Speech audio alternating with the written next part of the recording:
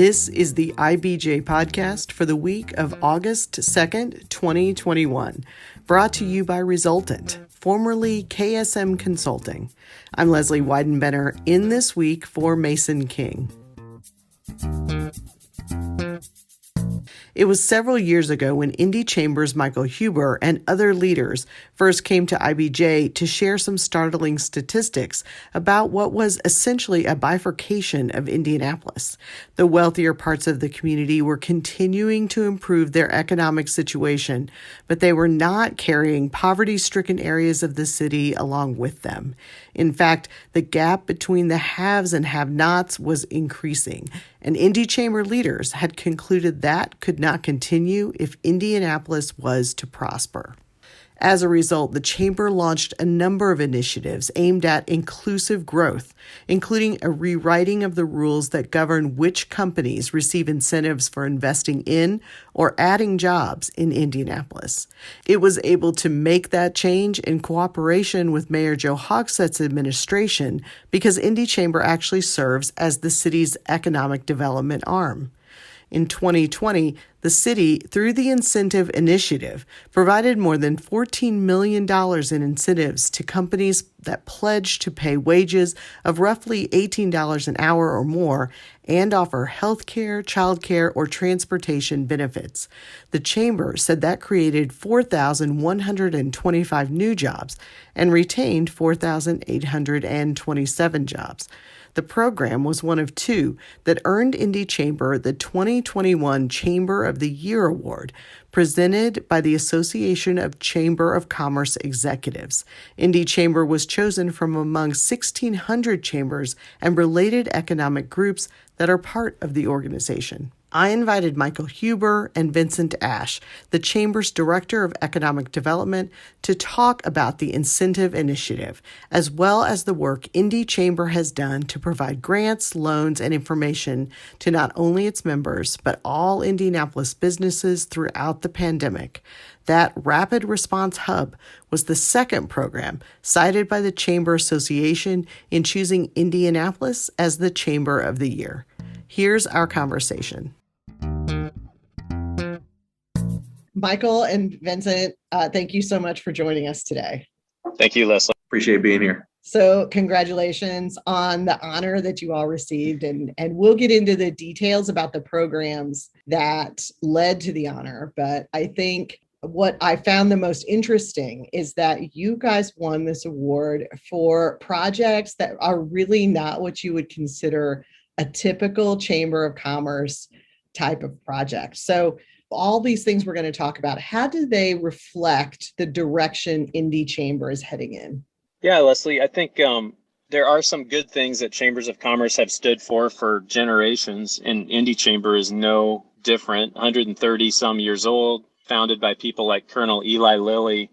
And yet, as we look at it in 2021, we want to represent business in its full diversity. Certainly, the country's becoming more diverse. Our Indianapolis community is becoming more diverse. And I know we're going to get into it, but the moves that we've made have really represented us stretching out, branching out, doing a lot more in the small business entrepreneurial sector and making sure that we're adding value within Indianapolis, that you don't have to be a member. And I'm going to ask Vincent to elaborate on this because, Vincent, I mean, the nature of the Indianapolis business community is changing. And I feel like if we went on autopilot, we'd be leaving out more and more and more, especially small businesses. Yeah, I would definitely agree with that. I think what, COVID in the last year during the pandemic has kind of exposed is there are a lot of disparities between entrepreneurs and business owners, access to capital kind of being one of that. And we kind of learned firsthand with our loans and grant process that what we were able to do and administer on behalf of the city of Indianapolis last year and a few other partners, that those disparities were exacerbated because of the pandemic. This kind of work has to really be done intentionally. So how did you come to the point where you knew you had to make some changes and go in some new directions? Definitely a catalyzing factor happened in 2017, 2018. Through our participation in a program with the Brookings Institution with our counterparts in Nashville, Tennessee, and San Diego, California. That project was called Inclusive Economic Growth Learning Lab. And the IBJ has reported on it and other trends that Vincent referred to in the One City Worlds Apart series. But after going through this process, particularly with Brookings and sharing it throughout the community, it became pretty obvious that, again, if our Chamber of Commerce organization went forward without making changes, we would be representing a lot of sectors of the economy that really cater to people with traditional four-year degrees or advanced degrees. And those are really important sectors, but we would be missing out on doing everything we can to grow the kind of jobs that are going to benefit high poverty neighborhoods, that are going to create the opportunities for people to get into, four-year degrees or associate's degree jobs, things like that. But the scary thing was, and I'll say scary, was we realized we were missing out on supporting a high percentage of the Indianapolis region. And Vincent, I know you went through that as an economic development practitioner. What was your experience? Yeah, I would even say it probably even predates that, as a chamber, 7 years ago when the chamber decided to merge with and put a priority on economic development and merge with 3 other economic development entities. I would say that the pivot in the strategy really started honing in and focusing during that time. And over the last year, I guess has been a little bit more dialed in, a little bit more focused on small business and entrepreneurship services, on talent and workforce attraction. You guys have a big board. How many members are on your board? Well over 100. Did you have to pull the board along in these efforts, or did the board drive a lot of the decision making here? We've not had to pull the board along with our newer focus on more inclusive economic growth, and we didn't have to pull them along during the last 18 months where we had to make some of these critical decisions cited by the award, and I'm so thankful for that. We've got a number of bankers and heads of financial institutions on our board that spent a lot of time in the know-how of where we really needed to focus and in focusing on businesses that maybe weren't going to be eligible or high priority for things like PPP. And so we're so grateful. And Vincent, I don't know how you feel. I have felt like it's really been on us and our ability to focus and execute. It really hasn't been board or anybody holding us back. Yeah, I would say the board has been very supportive, and Michael's not going to give himself credit, but I would say kudos to our leadership for having the vision and really the thought process to say, like, hey, small businesses, at the onset of the pandemic, small business is going to be important. Hey, we're going to set up a response hub to be as resourceful as we can and give facts for these different business owners to be able to go to a one-stop shop, but also having the wherewithal to say these businesses also are going to need access to capital. So some of the visionary work that our leadership team here at the chamber, with the direction of our board, was very helpful on the onset. So I feel like they've been nothing but supportive. I want to get into some of the detail, in particular about the Inclusive Economic Development Incentive Program. Both programs obviously really important, but this one, I remember when the chamber started talking about inclusive growth. I remember when at IBJ, we started writing about the Harvard University research that showed that less than 5% of people who grow up poor here end up in the top 20% income bracket. Basically, the economic mobility here is really tough. I know that was a big driver for the things you did. So can you explain what are the key components to the changes in the economic incentive package? What is now required of a company that wants to earn some incentives? A lot of it on the back end, and most companies wouldn't notice because we just really looked at the way we score different projects. So, prioritizing targeted opportunity industries that we want to focus on, prioritizing locations of where companies want to locate, giving XBE businesses more opportunities to be able to qualify for different incentives was a big component to it, but also setting some baseline requirements. So, all jobs that we look at that we are looking to incentivize have to provide healthcare for all their employees. All projects have to have a positive ROI for the city of Indianapolis for us to move forward. But I would say the biggest, most impactful component of that was that all award recipients, incentive recipients, are required to dedicate 5% of their total award to a workforce contribution account, which is directly tied to eliminate barriers to employment, which we have identified as training, childcare, and transit. I think the most controversial point of this was the realization and our belief as an organization, which includes a consensus of the board, that Indianapolis, the city and the region, has oftentimes been not selective enough with these economic development incentives, tax abatements, and things of that nature, similar tools. So there were some people in industry who got upset with the suggestion that, hey, we're not going to subsidize $13 an hour jobs anymore. And you can earn points with the things Vincent was talking about, childcare, transportation, and other benefits. And we were able to bring those into the tax incentive and economic development incentive conversation. It seems pretty simple, but it did draw some opposition. We heard from companies who said, well, because we started with the city of Indianapolis, shout out to Mayor Joe Hogsett and Council President Bob Osley.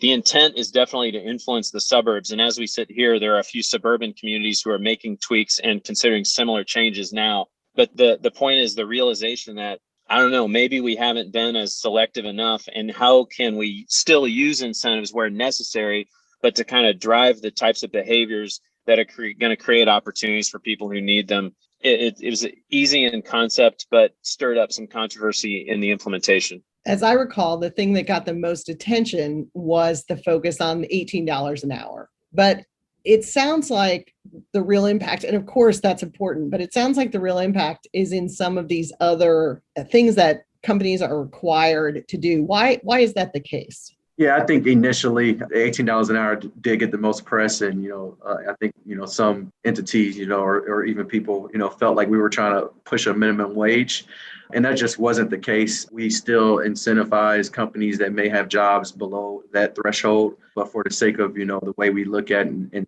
score projects, we only count a job if it pays at least $18 an hour. But again, I really believe that the most impactful portion of our inclusive incentive is that workforce contribution account. It requires, companies to be a little bit more thoughtful, provide benefits to their workforce, which I think is even more important now post-pandemic, or, than it was when we implemented January 1st of last year. There's a lot of creative, collaborations that have fostered from that. We have companies that are partnering with community development, centers, across Indianapolis, whether it's Mary Riggs, who partnered with Ingredion, which is a company on the south side of town to, help uplift and add capacity to their STEM program. Or it's companies like Greenleaf Foods, who located on the east side of Indianapolis, which are doing childcare vouchers for their corporate wide, also a training program, and also implemented in sidewalk infrastructure improvements for transit. So you have companies that can do one or the other or all three, and it's really more benefit to their workforce. I mean, overall, just last year, about $14 million of abatements went through this program, which is going to pretty much create over $700,000 of a workforce contribution fund. I think some of the pushback around the $18 an hour also came from the fact that we put a number out there. I think it's really important to do in this sense, but it's also the recognition that $18 an hour, an $18 an hour job, a $40 an hour job is not the same from industry to industry. There are some industries who will bring employees in at a lower wage, but they can move very fast. And I can't recommend enough the CICP GPS report, which highlights jobs across the state of Indiana that don't require a 4-year degree, that starts to get into the differences across industries. And yet, I don't want to speak for Vincent, but the city of Indianapolis working with us, we felt it was really important to put a stake in the ground in terms of what that floor would be. The last point that I'll make, Lesley, is it is meaningful that we got recognized by our peer chambers for the award, particularly for this project, because not all chambers of commerce have got the economic development programs within their chamber. But I feel that every chamber of commerce, regardless of the size, can influence the nature of the economic development incentives being awarded in their communities, and literally like making a value statement as to this is how we will use, and this is how we urge public officials to use economic development incentives. You don't have to have economic development programs in-house for this to be a priority for your chamber. Let's talk about the 5% fund. How does that work? And How is that used? Pretty much the incentives, of course, are estimated on the front end when we work with companies. So whatever the length of an abatement or an award would be, we pretty much know the value of that on the front end. So with that, we come to an agreement with the company, and the city comes to agreement with the company directly on what that 5% award would be. So we have partners identified to help implement, components of it, whether that is, contributions to Indigo for additional bus stop infrastructure or working with Employ Indy on developing a training grant program. We have expanded that and, looking at, some also like community partners and community centers that are doing great work as well. And, if a company's going to locate in the area, then they need to work with a local organization that has grassroots influence in that area. So, that 5% can be expended, over the length of whatever the award is. So if the abatement is 5 years, it can span over 5 years, or it can be put up front. It's really pretty flexible in working with companies on what they feel is reasonable for them and their business model. And so, like I said, from a training component, is partnering with different organizations, or having just in-house trainings that lead to certifications, which is what we want the trainings to be geared towards. Partnering with different childcare organizations or providing childcare vouchers is also another opportunity. And in the transit, what we've seen a lot is, adding pedestrian access above and beyond what planning or codes require, or working with, transit partners, like I said, Indigo, and building out additional bus stop infrastructure or donation to that. And so I'm curious, do very many companies choose to invest in any way in childcare? So we have had a few invest in childcare. Transit and training is the easiest route. It's really working with us and building out a better menu of options for that childcare component, which we have a few, working with early learning centers or working with United Way on different vouchers.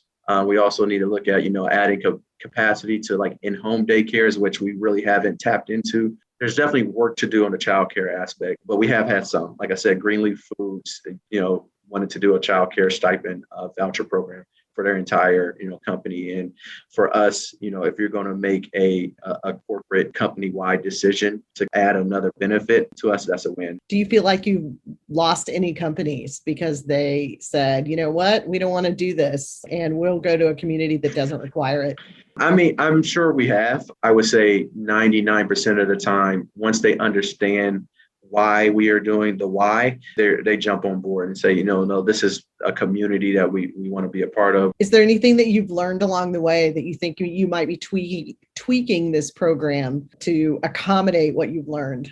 One thing is, the more we can get suburban communities bought into similar concepts. Now, I think obviously it's cities are complex and, no two communities are alike, but some companies within a region might use the Indianapolis inclusive incentives policies to leverage adjacent cities or multiple cities in the Indianapolis region off of each other. So we're finding some success in talking about this more and more in suburban communities here in Indianapolis, with some level of success, to try to talk about shared values and reduce the kind of cross, municipal border stuff that can happen. I mean, you're never going to put an end to all of that, but been really encouraged to see more communities buy into this, because nobody wants to be seen as cheap.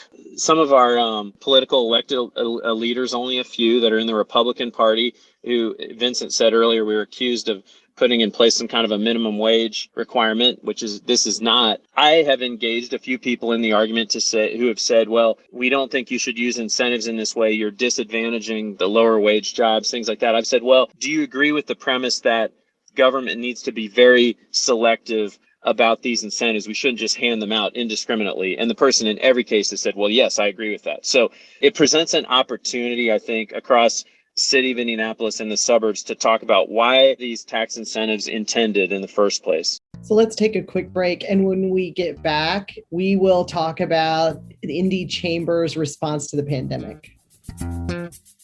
The right data and technology solution can transform your business. KSM Consulting is now Resultant and still passionate about solving problems no one else can. Still collaborating with our clients to find the best answer, not the easy answer. Visit Resultant.com to see what's possible for your organization. All right, we're back with Vincent Ash and Michael Huber from Indy Chamber talking about the recent award that Indy Chamber won for programs that are really not typically Chamber of Commerce type programs. And one of those that I want to make sure we talk about is the pandemic response. So, Michael, tell us about what you were thinking at the beginning of the COVID pandemic and how you all jumped into action to do something. So we're very fortunate that we've got a board who's very supportive. They allow us to try different things. They allow us to make changes oftentimes on the fly, because in March 2020, I know every person I know has a story about what they experienced in March 2020. So we're not that unique, obviously. But I think the first realizations of the virus hitting the Midwest and hitting Indianapolis was the cancellation of NCAA basketball, cancellation of other conventions, because obviously we're all proud that we're a top convention city.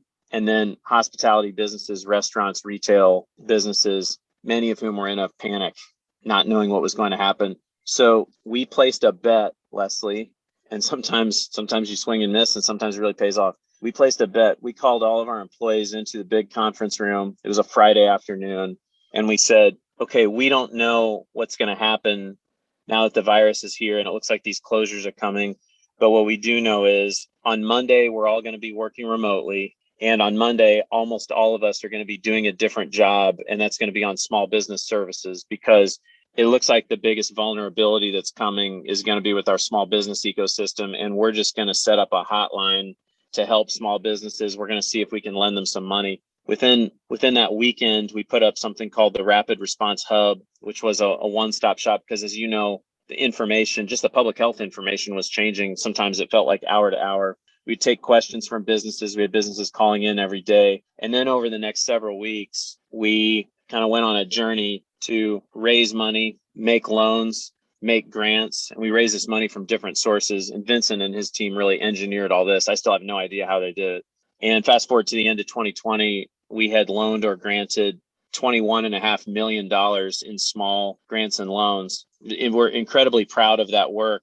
And I'll say, if at any point we had said, well, we need a strategic plan for this, or, well, we can't really do this until we've raised the budget for it, or how are we going to pay for this long term? We didn't do any of that. It was really just really move into action where we knew the need was. And we're just so fortunate that we had our board of directors and our leadership basically saying, go, don't ask questions, just get out there and meet the need. Vincent, how did you all come up with the program? Oh man, that was last year was a time for a lot of people. I would say, our established relationship that we have with City County Council, established relationship that we have with the city of Indianapolis, really, paid dividends for us to be able to add capital to even administer some of these programs. And I would say our staff that we have at the Chamber, very talented, very passionate group of people that really just want to make an impact. There was a lot of long nights. There was a lot of late hours. I think what a lot of people don't know is that we shifted capacity. We have about 55 employees that we pretty much shifted the full capacity over to kind of help out. Really, after about a month through April, it got back to May, our day-to-day jobs started picking back up. So we're doing our day-to-day functions that we have to do that's in our job descriptions, but also adding, capacity, and the free time we do have to administer some of these grants and Lesley, I know what Vincent and the team did. I still don't know exactly how they did it, because just the numbers behind it. In 2019, we did under $1 million total in very small loans. Now we have a heavy focus on services, so it's not just about just like the way a bank would measure itself, so under $1 million in 2019 to go to then in 2020 over $21.5 million. It blows my mind. Now it helps, like Vincent said, that we reassigned 30 employees and said you're going to be doing small business services, small business lending for the time being, but the partnerships, City of Indianapolis, Mayor Joe Hogsett, Council President Vop Osley is a huge one. The Dean White Foundation granted us $1 million. I just got a phone call from the Dean White Foundation that said, and so it's just like the partners and the allies who showed up to help. It would take an entire podcast episode just for us to name off all those names. We were lucky. We were incredibly grateful. And then to have it acknowledged by our peer chambers around the country, it's a nice affirmation. I'm curious, did you find that companies needed money the most? Did they need advice? Did they need just resources? And I'm assuming that changed over time. Yeah, I would say initially that advice and resource was pretty critical on the onset. Am I, a priority business, and can I be able to continue to work, through, do I have to shut down? Where a lot of questions that a lot of business owners have. But we also, a lot of small business owners, we realize pretty much only has, 27 days of cash on hand, and they really needed cash to be solvent during the time. We knew things were going to span past that 27 days. So I think it was definitely a priority for both. And I would think it started shifting as companies and people got more comfortable kind of navigating different restrictions that, money and, access to capital became even more important. The only other thing I would add to that is we knew that when we were providing capital, this is for the most part money to get people through several months. We weren't kidding ourselves that it was growth capital and things like that. But because the kind of hours that we worked, especially Vincent and his team, on just the intake process and making everything user friendly, it was a lot of late nights, a lot of weekends, like everybody we know. I mean, there was a lot of like pumping each other up and kind of giving each other a lot of moral support. A lot of that moral support, though, was, and this is daily, it's like, we got to give people hope. You know what I mean? $15,000 loan from us could be the difference between the restaurant staying open and closing forever. So just keep it going. You know what I mean? Make that last phone call. Don't leave anything on the field. Even though we weren't kidding ourselves that this was, capital helping people double their revenues and things like that. This is just helping them survive. It still was gratifying. Yeah, I would even also say, to Michael's point, like there was a lot of conversations that we had with our like intake and processing team. Like I said, we had a very high touch system before, and we wanted to continue that. As passionate as our staff are, we wanted to help every single business that reached out to us. And it just at times wasn't, all the way feasible. There was like, hey, guys, there's probably going to be some companies that are not going to make it out. And we knew that, but again, just wanting to help out as many companies as we can. Like, there's a lot of us that put in long hours just on one company specifically. One thing that we joke about is like we see different sophistication levels throughout different business owners or different business types. And I mean, from a profit and loss statement on a Post-it note, which we joke about, but we really did see that, but also coaching them, say, hey, here's an Excel sheet, it's profit and loss statement. You already have your tax returns that has this on your schedules. This is how you need to transfer that, talking them through it. Like, again, just keeping that high touch system. And so it was fulfilling that goal. We got a lot of encouragement amongst our colleagues to just continue to move forward. And as I recall, there was quite a lot of diversity in the people who received loans, I mean gender diversity, racial diversity, but also diversity in types of business. Is that right? Yeah. So out of the like 21.5 million, 53% went to XB businesses, so women and minority-owned businesses. We initially, at first, we've seen a plethora of different business types, from personal care services to some professional service companies. Through retail was very heavy, and some of the hospitality industry as well. And those kind of changed and shifted through time as some restrictions were lifted. Tell me where the program is today. Are there still loans available? Are you in the wrapping up stage of how all of this works? What's going on? Still continue to make loans, not quite at the rate that we were in 2020. So the single biggest issue for us as an organization now, and Vincent, tell me if I don't say this right, is from our board and from our community, is basically make sure that this small business ramp up wasn't a one-time thing when you look back in 3 to 5 years. So our entrepreneur services division is going through some intense strategic planning. We have a community development financial institution that's part of the chamber, which is going through a strategic plan as well. And we figured out that we could surge and grow our capacity, and just the touches and the amount of money into the entrepreneurial ecosystem to a level that I never dreamed of. So how can we put more support out into the entrepreneurial ecosystem on a regular basis as part of what we do every day? We're going to have some strategic choices to make. probably going to have to go recruit some additional folks from industries like banking and finance, ultimately, to add to the folks that we have. One thing that I think we definitely wanted to highlight is through the process of last year, I think we made what traditional bank institutions would say are risky loans. Like I said, working with, some business owners, where, the first thing financial institutions are going to do is pull their credit report, and you look at some of the disparities, even with that across, demographics, to look at today and realize, I believe, 97% are repaying and paying on time of the loans that we were able to do last year. To me, is kind of a business case as to, working with entrepreneurs and during that time. That process, I think, will continue to go forward. Yeah, it sounds like this could change your organizations, change your strategy again. I think we're changed forever as a result of going through this. Honestly, Lesley, I mean, we were very proud that we have this entrepreneur services division. We've got programs that the IBJ's reported on and others, but we got to do it on a different scale and make more of a difference. And to bring it back to the award, this is a new-ish direction for most chambers around the country. I don't know of another chamber that has within it a community development financial institution as we do. I think it's a struggle for some chambers because membership is so important. If you don't have membership, you're not a chamber.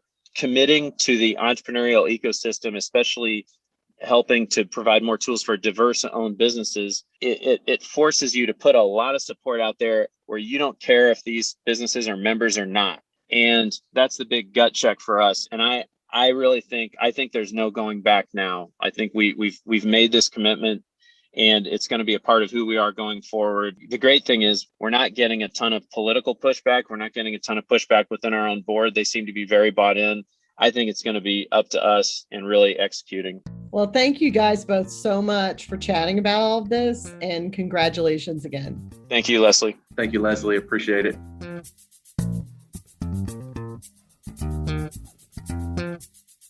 Thanks again to Michael and Vincent. Before I go, I want to direct you to a few noteworthy stories in this week's IBJ. John Russell has a rundown of which hospital systems in central Indiana are requiring their staffs to be vaccinated to keep their jobs. A number of hospitals have estimated that about 30% of their employees remain unvaccinated, which means thousands of workers are running out of time to meet the deadlines. Also, after the pandemic forced airlines last year to cancel routes and fly less frequently, travelers are returning to the air, and airlines are responding. They've added 20 nonstop routes originating from Indianapolis since the beginning of the year. And Indianapolis International Airport officials tell Mickey Shuey they are working to ensure more are on the way. You can find these stories in the most recent issue of IBJ and at IBJ.com. If you're not a subscriber, no worries. You can buy a subscription for just more than $2 a week. Thanks for tuning in to the IBJ Podcast. Mason King will be back next week.